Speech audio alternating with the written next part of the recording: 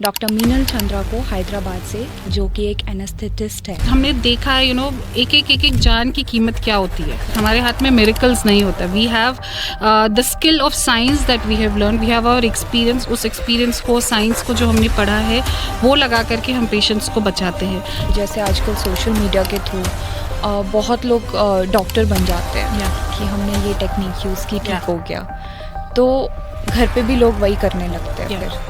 तो उस पर क्या ओपिनियन है आपका? आप जब कोई कंटेंट कंज्यूम कर रहे, आप पहले चेक करो कि what is the reliability of the person you are seeing.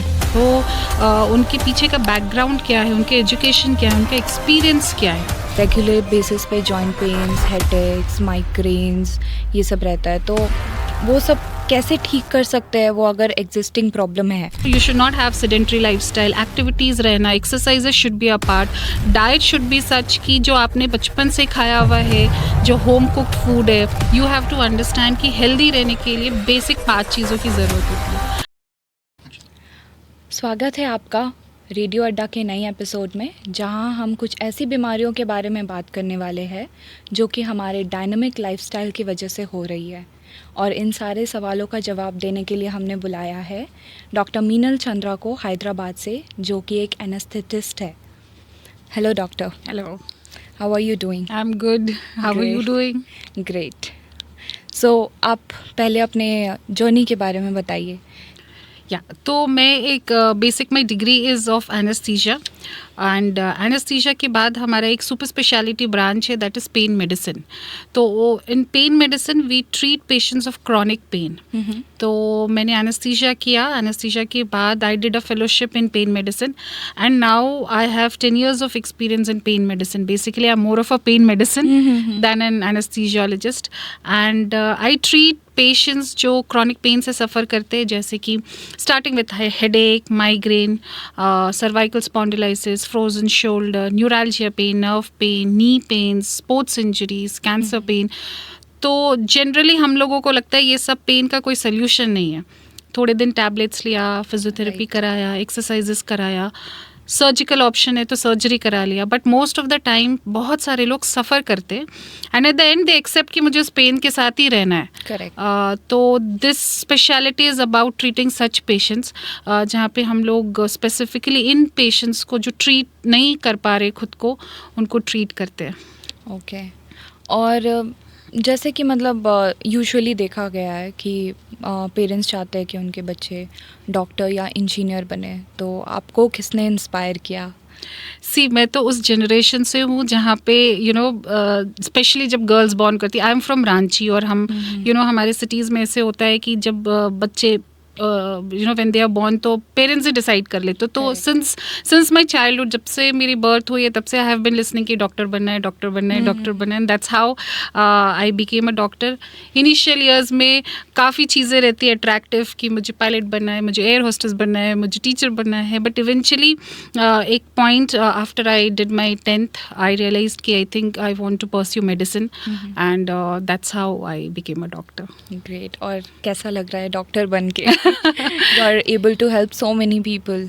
Yeah, doctor बन के it's kind of a different feeling, क्योंकि जो एक जान की कीमत हम समझते हैं, आई डोंट थिंक कि वो कोई दूसरा प्रोफेशन समझ सकता है। वी सी एवरी डे हमारे मेडिकल प्रैक्टिस में, ट्रेनिंग में, मेडिकल स्कूल में, पोस्ट ग्रेजुएशन में, स्पेशली माई फील्ड जहाँ पे we deal with anaesthesia, emergency medicine and ICUs। हमने देखा है एक जान की कीमत क्या होती है। एंड कई बारी जनरल पॉपुलेशन में बोलते हैं अच्छे डॉक्टर, बुरे डॉक्टर, लालची डॉक्टर, व्हाटएवर डॉक्टर जो कॉमन मैन देते हैं, बट हर एक डॉक्टर के साथ एक चीज़ कॉमन है कि उसको जान की कीमत है, they know.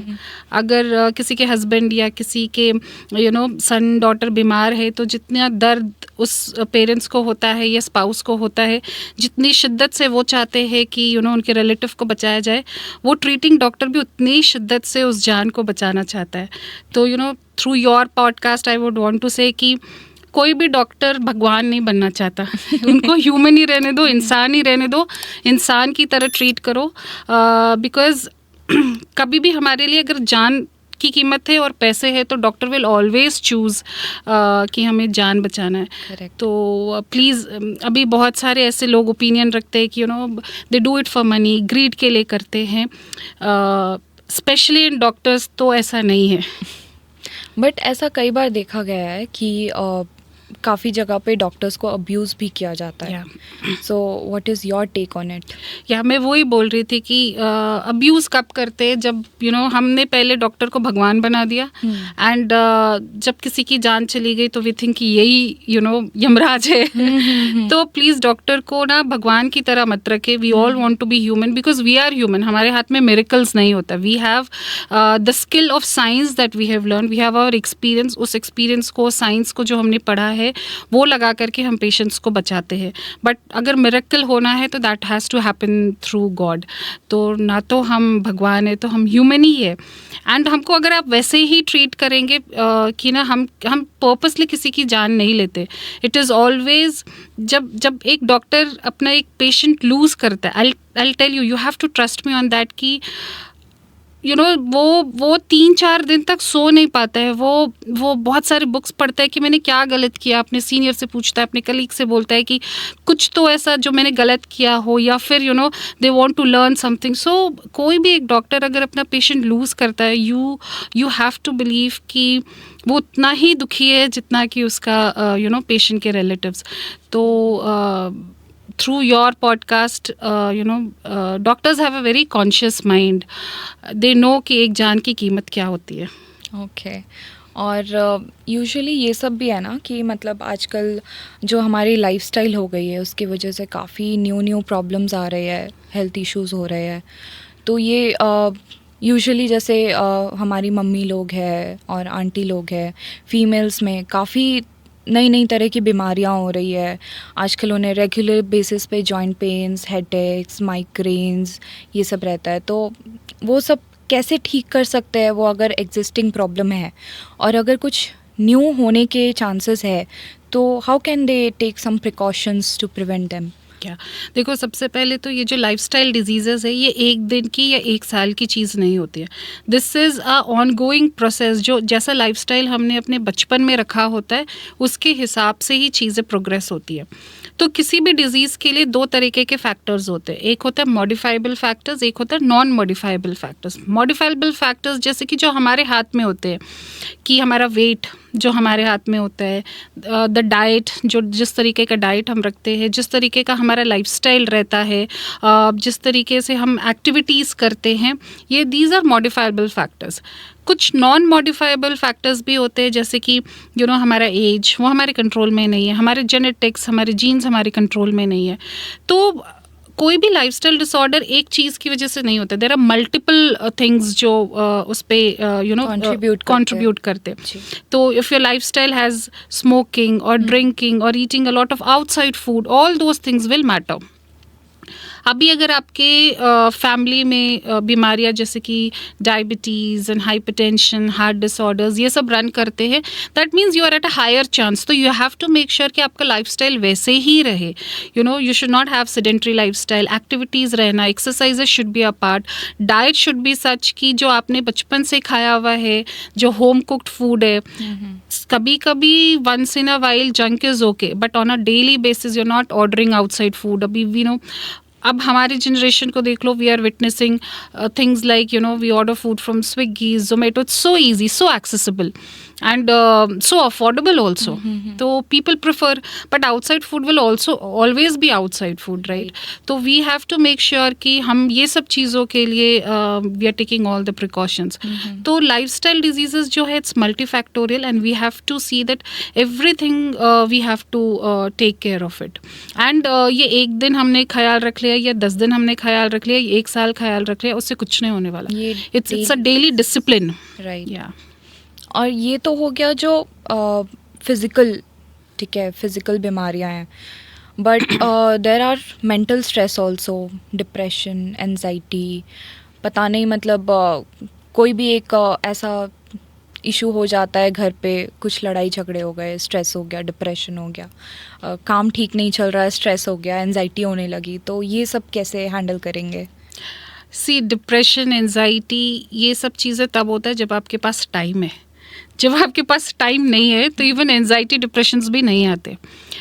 Basically you see how these ये जो छोटे छोटे symptoms of mentally oriented problems है, दीज आर कमिंग इन ये जनरेशन जो अभी हम देख रहे हैं जेन ज़ी टाइप लोगों को, उसमें ज़्यादा हो रहा है. वाई? बिकॉज दे हैव वो लोग एक शॉर्टकट में जाना चाहते हैं. They want to achieve everything and they it's a very competitive world, right.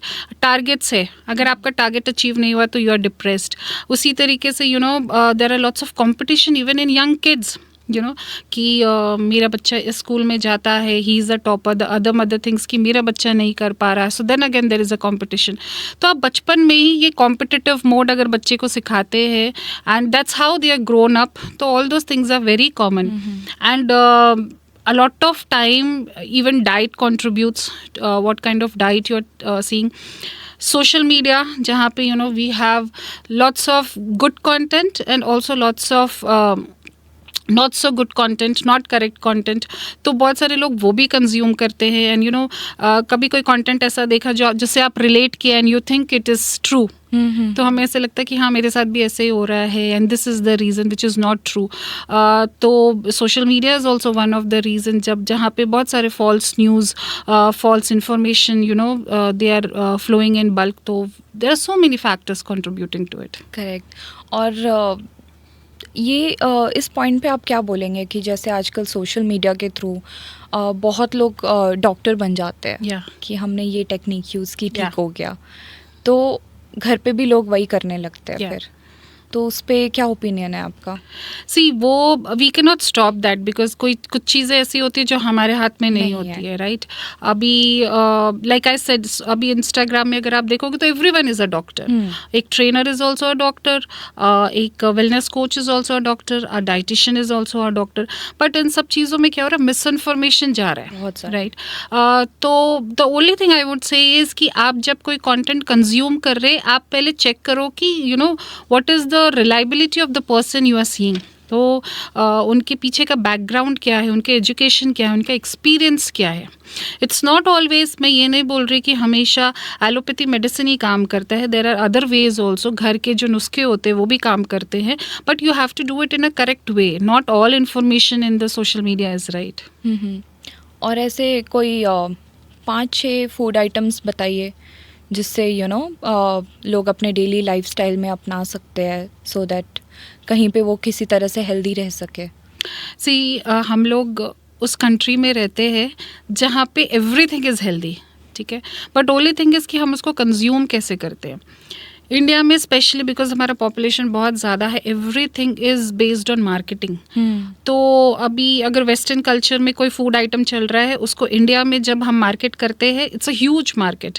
तो वो उस चीज़ का बढ़ जाता है. फॉर एग्जाम्पल जैसे वन थिंग, जैसे एवोकाडो ही ले लो. Avocado is a great thing, great food, source of nutrition, yeah, right? But it's an expensive thing, right? तो इंडिया में जहाँ पे almost 2/3 of the people belongs to lower middle class, they can't afford 150 rupees का avocado, right. So we have to see कि what we can replace in Indian scenario in form of avocado. तो India में every state season के हिसाब से there are changes in the fruits, there are changes in the food. For example आप berries ले लो, जो Indian berries होते हैं, Indian berries have such rich nutrients. तो जैसे वो विंटर के मंथ्स में जनवरी, फरवरी, मार्च, ये स्प्रिंग वाले टाइम पे जब वो आते, एक 1 kg of berry will cost you around 25 to 30 rupees. And एक हैंडफुल भी अगर हम पूरे फैमिली खाते हैं, so for 2-3 months it is going to help us. उसी तरीके से देन अगर समर में आप देखेंगे तो we have this wood apple, जिसको बेल बोलते हैं हिंदी में. आपने उसकी शरबत बना ली, 6-7 ग्लासेस बन जाते हैं and you consume it for like 3 months. It is very good for your health. उसी तरीके से गुआवा है, पोमोग्रेनेट है. But what we Indians are, जो मार्केट में नया है, so we all fall for that. तो डोंट फॉल फॉर दैट. जो हमारे बेसिक फ्रूट्स है, जो हमारे बेसिक डाइट्स है, जैसे कि अभी makhana, okay, I belong from the part जहाँ पे हम मखाना तो बचपन से ही खाते हुए बड़े हुए हैं, राइट? ऐसे बीमार हुए तो वो मखाना फ्राई करके उस पर नमक डाल के देते, बट अभी जा करके वो एक सुपर फूड की तरह आया है। तो जो हमारी अपनी चीज़ है, वी हैव टू सी कि हम जो चीज़ें कंज्यूम कर रहे हैं, everything is a super food, but only thing is कि 1 साल खा लिया, 2 साल खा लिया से कुछ भी नहीं होता। It has to be in our diet since long. तो अगर हमने हेल्दी फ्रूट्स को अपने डाइट में रखा है, या फिर होम कुक्ड फूड को डाइट पे रखा है, so that for a long time that is only going to help us. तो ऐसे कोई सुपर फूड तो नहीं है। और ये जो लोग बोलते हैं कि लेट्स गो वीगन, तो अब हम लोग बचपन से तो दूध, दही, पनीर ये सब खाते आए, अब अचानक से ये वीगन का कॉन्सेप्ट कहाँ से आ गया? और लोग एकदम ऐसे वीगन हो के क्या वो एक्चुअली अपने लाइफस्टाइल डिजीजेस को प्रिवेंट कर सकते हैं? सी लाइक आई सेड, इंडिया में most of the thing is a marketing thing, ठीक है? ये जो वेगन का कॉन्सेप्ट आया, ये आया when the western people started adapting our culture. वहाँ से उनको आया कि उनको वेगन बन जाना है, जिसपे डेयरी प्रोडक्ट्स भी बंद कर दिया। Right. Now dairy products is very important because हमारे बहुत सारे न्यूट्रिएंट्स उससे ही आते हैं। Of course, there are adulteration that is happening. That is what we need to keep a check at. But एक specific type of food जब आप consume करते हैं, any kind of, अभी बहुत type of diets आ गए हैं, जैसे intermittent fasting हो गया, या फिर keto diet हो गया. So all एक particular kind of diet is not suitable for everyone. So everything will have its own pros and cons. So आपको देखना है कि आपको क्या सूट होता है. And if you don't have a proper wholesome meal, there will always be nutritional deficiencies. तो अगर आप dairy products नहीं लेते, calcium deficiency already Indians जो है वो प्रोटीन डेफिशिएंट ही है, and now we are going towards calcium deficiency. और कैल्शियम डेफिशिएंसी का इफेक्ट आज नहीं दिखता. इट विल बी सीन जब आप 40 के हो जाते हैं, जब आपकी बोन मिनरल डेंसिटी गिर रही है, तो आप क्या करेंगे? There is no other alternative apart from taking supplements and all those things. तो why not keep ourselves healthy by having a wholesome thing, जहाँ पे हम सब तरीके की छोटे छोटे अमाउंट में फूड लेते हैं, which we are not deficient in any kind of थोड़ा विटामिन्स, मिनरल्स, या प्रोटीन, अभी जैसे वेजिटेरियंस है, by and large all vegetarians are B12 deficient because most of the vegetarian foods में we don't have B12, right? तो फिर भी हमने उसमें भी अभी हमने डेयरी प्रोडक्ट्स छोड़ दिया, तो again we have protein deficiency, we have calcium deficiency. Okay. और ये फिज़िकल एक्टिविटीज़ भी आजकल जब लोग करते हैं तो बहुत जल्दी उन्हें बॉडी पेन, जॉइंट पेन, सांस फूलने लगता है, तो ये सब भी इसी का रीज़न है, लाइफस्टाइल डिजीज़ेस?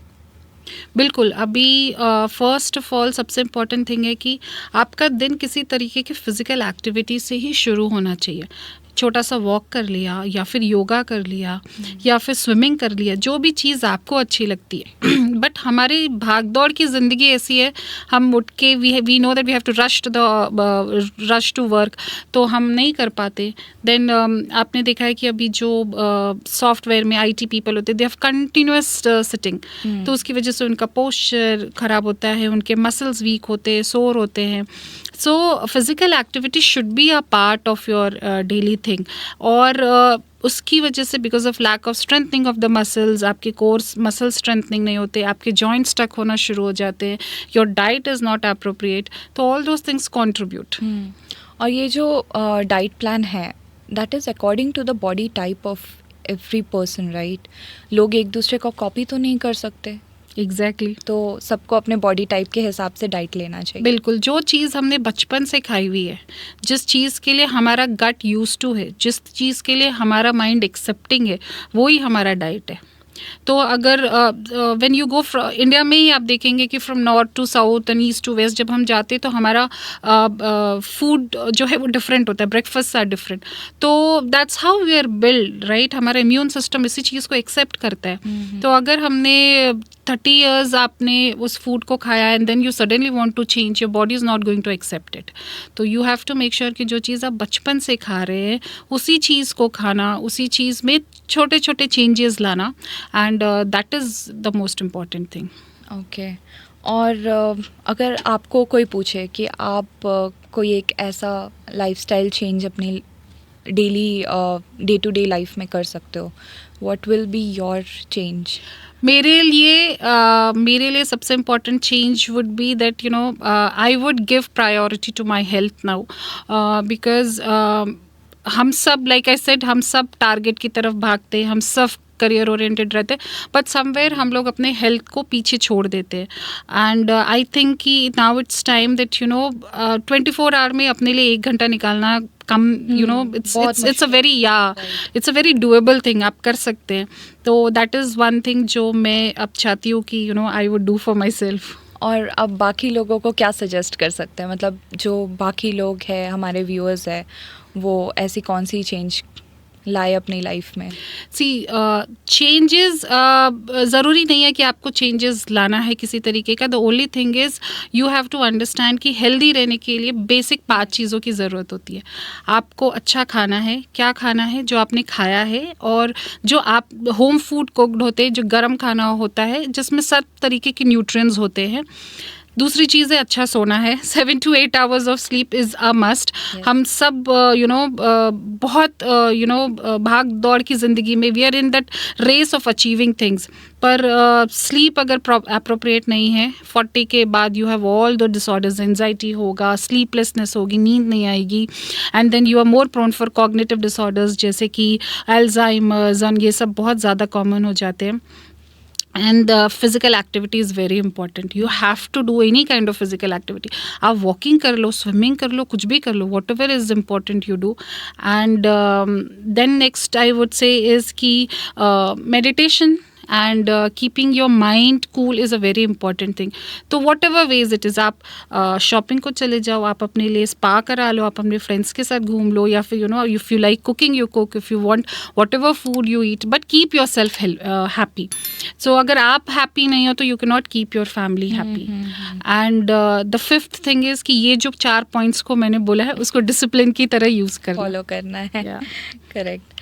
और आजकल ये सर्जरीज़ वगैरह भी काफ़ी बढ़ गई है, मतलब आप जैसे पहले भी बता रहे थे कि कुछ हुआ नहीं कि सर्जरी कराते, नी में इशू है सर्जरी करा लिया, हार्ट में इशू है सर्जरी करा लिया। तो मतलब आई थिंक लाइफस्टाइल में जैसे आपने बताया कि अगर चेंजेस करते हैं तो ये सारी चीज़ें प्रिवेंट हो सकती है। जी बिल्कुल, सर्जरी तो इज़ अ लास्ट रिसॉर्ट, ठीक है। सर्जरीज जैसे कि आपको फ्रैक्चर हो गया तो सर्जरी कराना है, या फिर आपको किसी तरीके के बॉडी में इन्फेक्शन हो गया है, या फिर इन्फ्लेमेशन हो गया है, या फिर किसी तरीके का कैंसर है और आपको बॉडी से वो निकालना है, तो surgery is a must. But lifestyle diseases के लिए सर्जरी की तो कोई रोल ही नहीं है। फॉर एग्जाम्पल अभी नी पेन है, नी ऑस्टियोआर्थराइटिस, ये तो सबको होना है। ऑल द ह्यूमंस जो चलते हैं, जो वॉक करते हैं, उनको उनके जॉइंट्स घिसेंगे और उनको ये लाइफस्टाइल डिसऑर्डर है, तो हमको वो प्रिवेंट करना है। That is why activities are very important. And 40 के बाद ज़मीन पे बैठना एंड अननेसेसरी सीढ़ियाँ चढ़ना, ट्रेडमिल करना, all those things have to be avoided. And surgery से पहले ही इतने सारे स्टेप्स है, you know, taking care of your diet, taking care of your activities, muscle strengthening, weight reduction, work, occupational therapy, lifestyle changes, इतनी सारी चीज़ें हैं। You can do that. And apart from this, then we have a new concept of regenerative medicine, जहाँ पे हम लोग using your own natural self healing, जो हमारा एक mechanism है body का, उसको use करके we do a lot of cell therapy, जैसे कि platelet rich plasma therapy, and these things are going to work like wonders. At the end of everything, if nothing is working, surgery करा सकते। But again you have to see कि surgery के जब भी हम surgical intervention के लिए जाते हैं, हमको ये देखना है कि what is the risk benefit ratio, कितना रिस्क लेके हम कितना बेनिफिट पा रहे। Correct. So you have to see that, and then you have to opt for surgeries. So surgeries are like, you know, now lifestyle diseases के लिए तो it's becoming obsolete. और ये आजकल जैसा आपने पहले भी बताया था कि हम लोग सब टारगेट के पीछे भाग रहे हैं, तो ये वर्क लाइफ बैलेंस कैसे मेंटेन कर सकते हैं आजकल के generation? See work life balance, if you ask from a doctor, तो हमारा तो वर्क लाइफ बैलेंस नहीं होता। We don't have number of hours that we have to work, but work life balance depends upon what you want to achieve in life. अगर आपका ऐसा है कि you know you want to grow fast and you want to achieve everything, और आप आप monetary basis पे you want to achieve anything, तो वर्क लाइफ बैलेंस कुछ भी नहीं होता. Then you have to concentrate, either you choose your work और either you choose your personal life.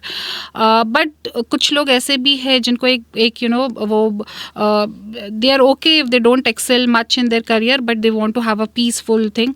So 9 to 5, 9 to 6 job is good enough. But for us in a profession like medicine, we don't have anything called as work-life balance. Yes. और अगर ये night shifts वगैरह है तो कैसे maintain कर सकते हैं? सी नाइट शिफ्ट्स अगेन काफ़ी जो IT पीपल जो लोग नाइट शिफ्ट्स करते हैं या फिर you know those work at night, उन लोगों का पूरा एक बॉडी सिस्टम चेंज हो जाता है. तो यू हैव टू सी कि सबसे इम्पॉर्टेंट इज़ नॉट सिंग, क्योंकि वो लोग रात को काम करते हैं तो दिन को सोते हैं. And the most important deficiency जो उनको हो रही है कि आप सनलाइट नहीं देखते हो. Okay, lights around us is very important. तो आपको वो देखना है कि यू नो आप अपना डे ऐसे प्लान करें कि whenever you are sleeping you make sure कि you know you wake up before the sunset, so that light को आप देखते हैं. That gives a lot of freshness, that gives a lot of energy. Plus again you have to make sure कि आपकी life में activities हो. It's not that कि हमने रात को काम किया दिन को सो गए, again back to work at night. No, you should have some kind of physical activities. And again, diet also plays a very important role. Okay. तो आप एक कोई ऐसी एडवाइस जो हर किसी को देना चाहेंगे, सिर्फ एक?